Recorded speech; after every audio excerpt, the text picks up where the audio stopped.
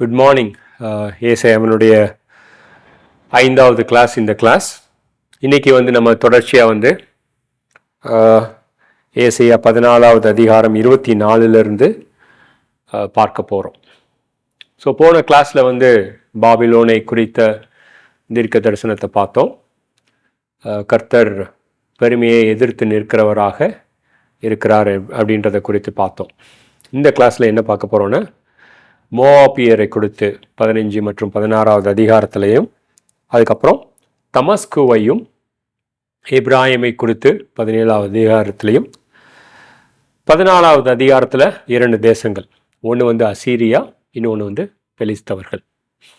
So மொத்தமாக நம்ம பார்க்க போகிற தேசங்கள் 5 தேசங்கள்: அசீரியா, பெலிஸ்தவர்கள், மோவாப், சிரியா அல்லது தமஸ்கு, 5வது எப்ராயிம். இந்த தேசங்களுக்கு எதிராக கர்த்தருடைய தீர்க்க தரிசனத்தை பார்க்க போகிறோம். இதுக்கு முன்னாடி ஒரு பாயிண்ட்டை நம்ம கண்டிப்பாக டிஸ்கஸ் பண்ணணும். அது என்ன பாயிண்ட் அப்படின்னு பார்த்தீங்கன்னா, கர்த்தர் பாபிலோன் தேசத்தை பயன்படுத்தினார். ரைட்? எதற்காக பயன்படுத்தினார்? தன்னுடைய ஜனங்களை சிட்சிப்பதற்காக. தன்னுடைய ஜனங்களை மாத்திரமல்ல, மற்ற தேசங்களையும் சிட்சிப்பதற்காக பயன்படுத்தினார்.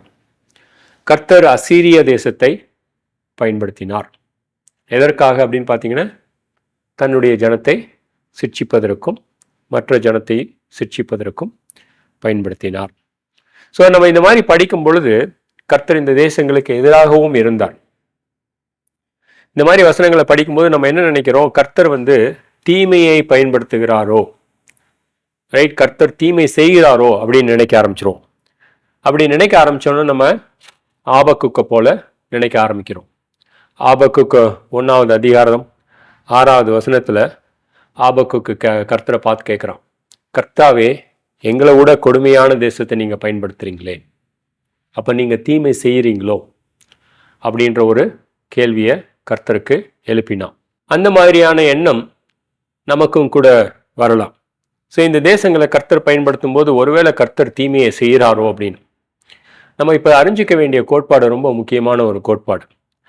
கர்த்தர் தீமையை அனுமதித்தாரே தவிர அவர் தீமையை செய்யவில்லை. எப்படி இதை புரிஞ்சுக்கிறது அப்படின்றது பார்த்தோன்னா, ஒரு சின்ன எடுத்துக்காட்டு. ஆதியாகமம் 50வது அதிகாரம் 20வது வசனம். ஸோ இது யோசேப்பினுடைய வார்த்தைகள். இந்த வார்த்தைகள் கர்த்தருடைய குணாதிசயத்தை நமக்கு தெளிவாக காண்பிக்கக்கூடிய வார்த்தைகள். அந்த வார்த்தையை நான் படிக்க போகிறேன். ஆதியாகமம் 50:20. நீங்களோ எனக்கு தீமை செய்ய நினைத்தீர்கள், தேவனோ இப்பொழுது நடந்து வருகிறபடியே வெகு ஜனங்களை உயிரோடு காக்கும்படி அதை நன்மையாக முடிய பண்ணினார். ஸோ மனுஷன் திட்டமிட்டான், ரைட்? ஆனால் கர்த்தர் அதே திட்டத்தில் அந்த மனுஷனுடைய சுயமான சிந்தித்து தேர்ந்தெடுக்கக்கூடிய திறனை அனுமதித்து முடிவில் என்ன பண்ணார்னா ரட்சிப்பை கொண்டு வந்தார். அதுபோல் இந்த தேசங்களுடைய எண்ணங்களை அவர் மீறலை. அவர்கள் சுயமாக சிந்தித்து தேர்ந்தெடுத்தார்கள். பட் இருந்த போதிலும் அந்த தீமையை கர்த்தர் அனுமதிக்கும் பொழுது அந்த தீமையை கொண்டு தன்னுடைய ஜனங்களை சிட்சித்து முடிவிலே ரட்சிப்பை கட்டளையிடக்கூடிய தேவனாக இருக்கிறார். இதை தான் ரோமர் 8வது அதிகாரம் 28வது வசனத்தில் பார்க்குறோம். சகலமும் கர்த்தருடைய ஜனங்களுக்கு நன்மைக்கு ஏதுவாக முடிகிறது அப்படின்னு. ஸோ இதை இங்கிலீஷில் ஒரு ஸ்டேட்மெண்ட்டாக ஒருத்தர் சொன்னார், God writes history with human pens both willing and unwilling. இதை தமிழாக்கம் பண்ணோன்னே, கர்த்தர் சரித்திரத்தை எழுதுகிறார். எப்படி சரித்திரத்தை எழுதுகிறாருன்னா, மனுஷர்களை கொண்டு எழுதுகிறார்கள். ஒரு சில பேர் கர்த்தருக்கு எதிராக நிற்கிறாங்க, ஒரு சில பேர் கர்த்தரை சார்ந்து இருக்கிறாங்க. ஸோ அவங்களுடைய சுயமாக சிந்தித்து தேர்ந்தெடுக்கக்கூடிய திறனை கர்த்தர் ஒருபோதும் தடை பண்ணவும் இல்லை, குலைக்கவும் இல்லை. இருந்த போதிலும் அவருடைய சர்வ வல்லமையுள்ள சித்தமானது இவர்களுக்கு மேலாக இருந்தது. இவர்களை அனுமதித்து முடிவிலே ரட்சிப்பை கட்டளையிட்ட அந்த தேவனை தான் நம்ம பார்க்குறோம். ஸோ முடிவாக வந்து இன்னொரு எடுத்துக்காட்டு நான் கொடுக்குறேன். நான் இது அப்போஸ்தலர்கள் 2வது அதிகாரம் 23வது வசனத்தில் இருக்குது. இந்த வசனமானது பேதுருவனுடைய முதலாவது போதகம். அந்த இதை படிக்கிறேன் நான், 2:23. அப்படி இருந்தும் தேவன் நிர்ணயித்த ஆலோசனையின் படியேயும் அவருடைய முன்னறிவிப்பின் படியேயும் ஒப்பு கொடுக்கப்பட்ட அந்த இயேசுவை நீங்கள் பிடித்து அக்கிரமக்காரருடைய கைகளினாலே சிலுவையில் ஆணி அடித்து கொலை செய்தீர்கள். இந்த இடத்துல ரெண்டுமே வருது, ரைட்? தேவன் நிர்ணயித்த ஆலோசனை நம்பர் 1, அவருடைய முன்னறிவு நம்பர் 2, அந்த பிதாவானவர் ஒப்பு கொடுத்த அந்த இயேசுவை தான் இவங்க பிடித்து அக்கிரமக்காரருடைய கைகளிலே சிலுவையில் ஆணி அடித்தார்கள். அந்த ஆணி அடித்தார்கள் இல்லையா, அந்த அடித்த ஆணியை கொண்டு ரட்சிப்பை கர்த்தர் கட்டளையிட்டார். ஸோ மனுஷர்களுடைய சுயமாக சிந்தித்து தேர்ந்தெடுக்கக்கூடிய திறனை குலைக்காம சர்வ வல்லமையுள்ள கர்த்தர் இந்த தீமையை அனுமதித்து ரட்சிப்பை கட்டளையிட்டதான் வந்து நம்ம பார்க்குறோம். ஸோ அந்த மாதிரியாக அசீரிய தேசத்தை அனுமதிக்கிறார், பாபிலோன் தேசத்தை அனுமதிக்கிறார். முடிவிலே கர்த்தருடைய சிந்தனை எப்படி இருக்குன்னு பார்த்தீங்கன்னா ரட்சிப்பை கட்டளையிடக்கூடிய கர்த்தராக இருக்கிறார். இந்த கர்த்தரை தான் வந்து நம்ம தெய்வமாக கொண்டிருக்கிறோம். ஸோ தொடர்ச்சியாக இந்த கிளாஸஸில் நம்ம பார்க்க வேண்டிய அதிகாரங்களை பார்க்கலாம். 15வது அதிகாரம், ஏசாயாவினுடைய வார்த்தைகள், மோவாபை குறித்த பாரம். இந்த 15வது அதிகாரத்தில் மொத்தம் 9 வசனங்கள் உண்டு. இந்த 9 வசனங்களில் 11 நகரங்கள் குறிப்பிடப்பட்டிருக்கிறது. ஸோ அந்த நகரத்தை நம்ம இப்போ பார்க்கலாம். வசனம் 1ல் வந்து 2 நகரம். ஒரு நகரம் வந்து ஆர் அப்படின்ற நகரம். 2வது நகரம் வந்து மோவாப்பில் உள்ள கீர் என்கிற நகரம். ஸோ 3வதா வந்து 2வது வசனத்தில் பார்க்குறோம், 3 நகரங்கள் குறிப்பிடப்பட்டிருக்கிறது. முதலாவது நகரம் தீபோன், 2வது நகரம் நேபோ, 3வது நகரம் மேதேபா. ஸோ முதல் வசனத்தில் இருக்கிற 2 நகரம், 2வது வசனத்தில் இருக்கிற 3 நகரம், மறுபடியும் 4வது வசனத்தில் 3 நகரம் இருக்குது. அந்த நகரை பார்க்கலாம். எஸ்போன், ரைட்? அப்புறம் எலேயா, அதுக்கப்புறம் யாகாஸ். ஸோ 1வது வசனத்தில் 2 நகரம், 2வது வசனத்தில் 3 நகரங்கள், 4வது வசனத்தில் 3 நகரங்கள். ஸோ மொத்தமாக வந்து 8 நகரம். ஸோ 5வது வசனத்தில் 2 நகரங்களை பார்க்குறோம். லூஹித் அப்படின்ற நகரம், ஓரோனாயிமின் அப்படின்ற ஒரு நகரம், 6வது வசனத்தில் ஒரு நகரம் நிம்ரீன். ஸோ மொத்தமாக 11 நகரங்கள் முழுவதும் அழிவை சந்திக்கிறார்கள். அந்த நகரத்தில் உள்ள ஜனங்கள், அந்த நகரம் அழிவை சந்திக்கிறது அப்படின்றது தான் 15வது அதிகாரத்தினுடைய வசனம். ஸோ யோசித்து பாருங்கள், நம்ம இந்தியாவில் வந்து எந்த பெரிய நகரம்னு தெரில, மேபி இப்படி பார்க்கலாம், கல்கத்தா, டெல்லி, பாம்பே, சென்னை, பெங்களூர். ஸோ ஓவர் நைட்டில் இந்த நகரங்கள்லாம் அழிஞ்சதுன்னா எப்படி இருந்திருக்கும், ரைட்? அந்த மாதிரியான ஒரு அழிவை சந்திக்கிறது தான் வந்து மோவாபினுடைய அழிவு. போன கிளாஸில் நம்ம ஏசாயா வந்து 21வது அதிகாரத்தில் பாபிலோனுடைய அழிவை கண்டு கர்ப்பவதியானவள் வேதனைப்படுகிறது போல வேதனைப்பட்டான் அப்படின்றத பார்த்தோம். அதே போல் கர்த்தருடைய இருதயம் இந்த 11 சிட்டியை வந்து அழிச்சிட்டோமே அப்படின்னு சந்தோஷப்படாமல் வேதனைப்படுகிறது. அதை குறித்து 15வது அதிகாரம் 5வது வசனத்தில் பார்க்குறோம். என் இருதயம் மோவாபின் நிமித்தம் ஓலமிடுகிறது, அதிலிருந்து ஓடி வருகிறவர்கள் 3 வயது கிடாரியை போல அலைகிறார்கள். லூஹித்துக்கு ஏறி போகிற வழியிலே அழுகையோடு ஏறுகிறார்கள். ஸோ அப்போ கர்த்தர் வந்து எப்படி பார்க்குறாருன்னா எதிரிகளுக்கு ஒரு இரக்கத்தோடு பார்க்குறார், அவங்களுக்காக இறங்குகிறவராக இருக்கிறார் அப்படின்றது தான் வந்து இந்த 15வது அதிகாரத்தில் பார்க்குறோம். 16வது அதிகாரம் வரும்பொழுது பார்த்தீங்கன்னா கர்த்தர் வந்து அவங்களுக்கு வந்து ஆலோசனை கொடுப்பார். நீங்கள் ஏன் யூதாவில் தஞ்சம் புகுந்துக்க கூடாது அப்படின்னு ஆலோசனை கொடுப்பார். அந்த ஆலோசனையை குறித்து பார்க்கலாம். 16 தேசாதிபதிகளுக்கு செலுத்தும் ஆட்டுக்குட்டிகளை நீங்கள் சேலா பட்டணம் துவக்கி வனாந்திரம் மட்டும் சியோனின் குமாரத்தியின் மலைக்கு அனுப்புங்கள்.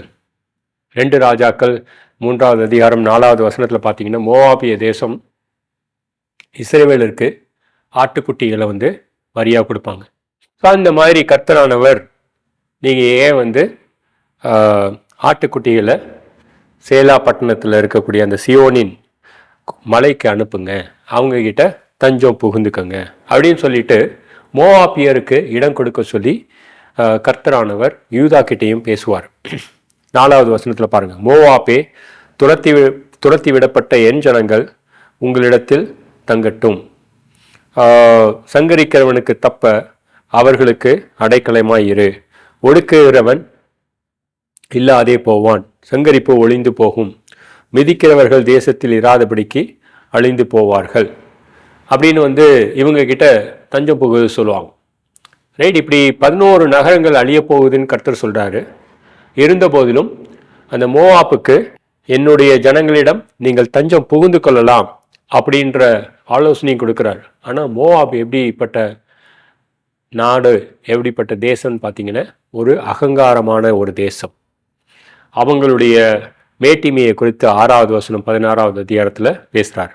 மோவாப்பின் பெருமையையும் அவன் மேட்டிமையையும் அவன் அகங்காரத்தையும் குறித்து அவன் உக்கிரத்தையும் குறித்து கேட்டோம்.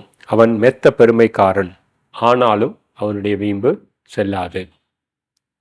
கர்த்தரானவர் இந்த தேசத்துக்கிட்ட பேசும் பொழுது என்ன சொல்றாரு?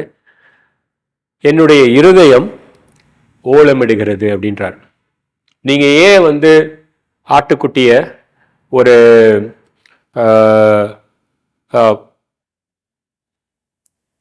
பணையமா வச்சு அல்லது ஒரு என்ன சொல்லுவாங்க ஈடா கொடுத்து யூதா கிட்ட தஞ்சம் புகுந்த கூடாது அப்படின்னு சொல்லும் பொழுது இந்த மோவாப் எப்படி இருக்குன்னா ரொம்ப பெருமையாக இருக்கு. ரைட்.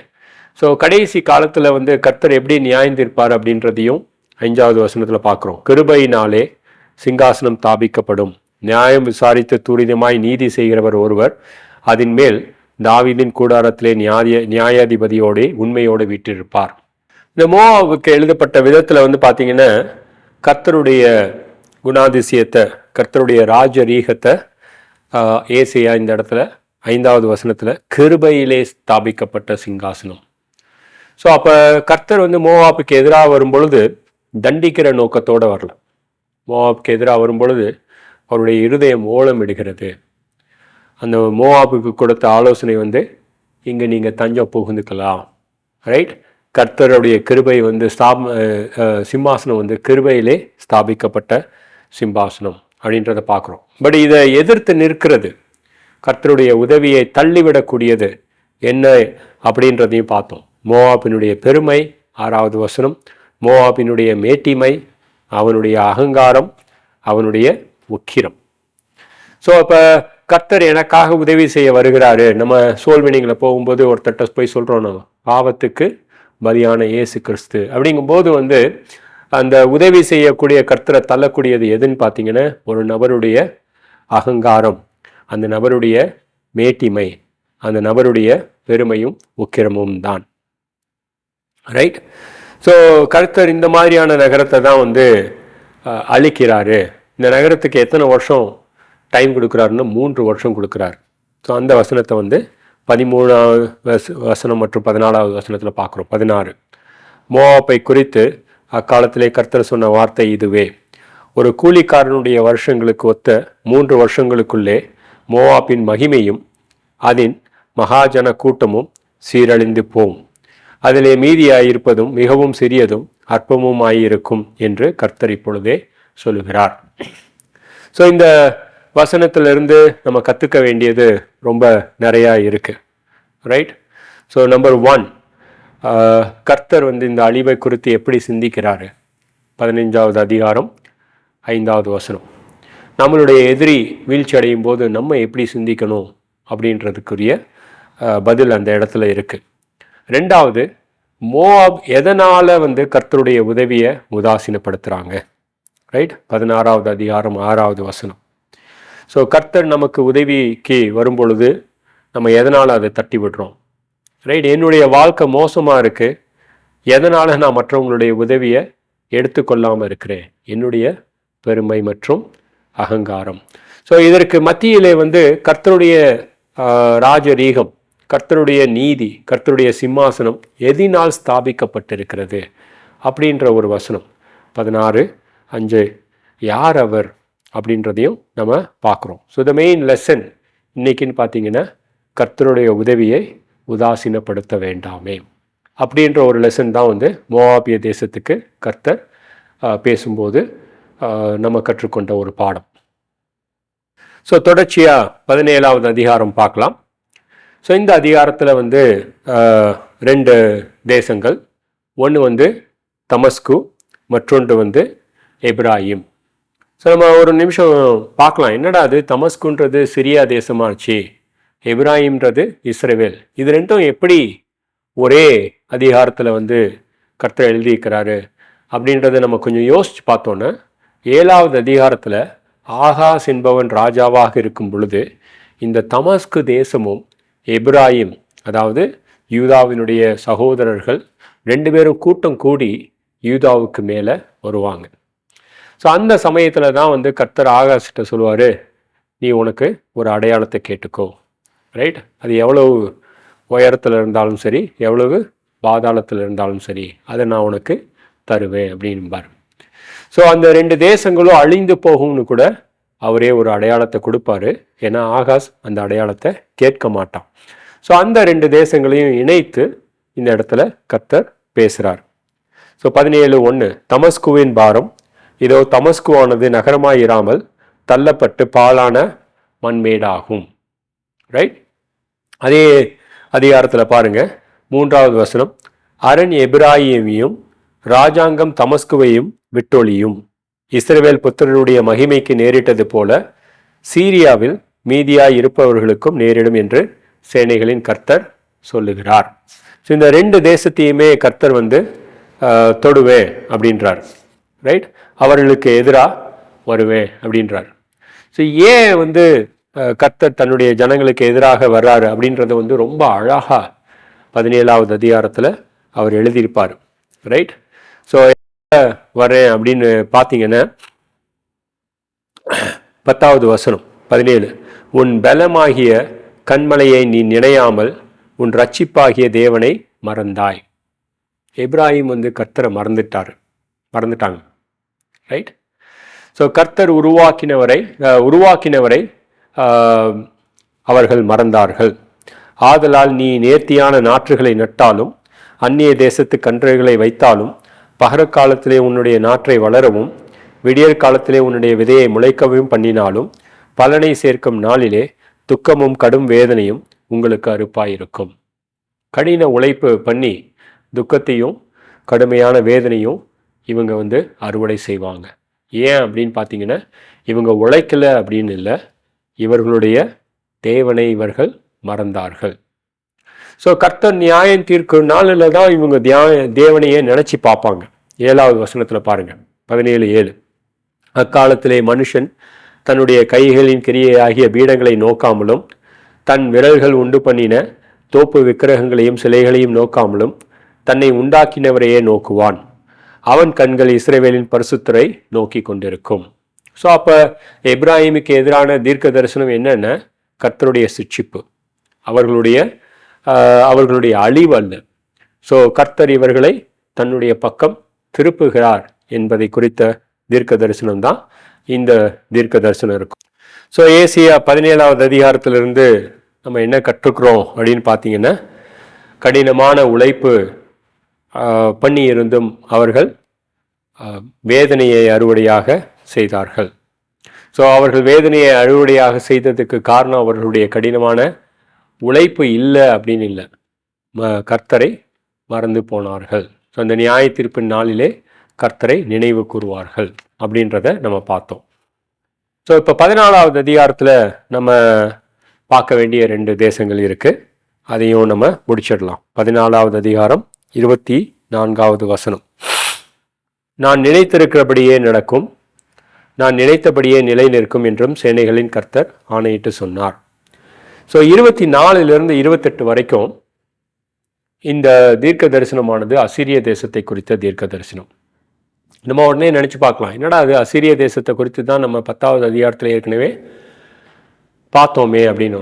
இந்த இடத்துல மறுபடியும் அதை ரிப்பீட் பண்ணுறாரு. ஏன் ரிப்பீட் பண்ணுறாருன்னு, ஒரு குறிப்பிட்ட கோட்பாடை நமக்கு அவர் கற்பிக்கிறார். அது என்ன கோட்பாடு அப்படின்றது தான் 24வது வசனம். நான் நினைத்திருக்கிறபடியே நடக்கும், நான் நிர்ணயித்தபடியே நிலை நிற்கும் என்றும் சேனைகளின் கர்த்தர் ஆணையிட்டு சொன்னார்.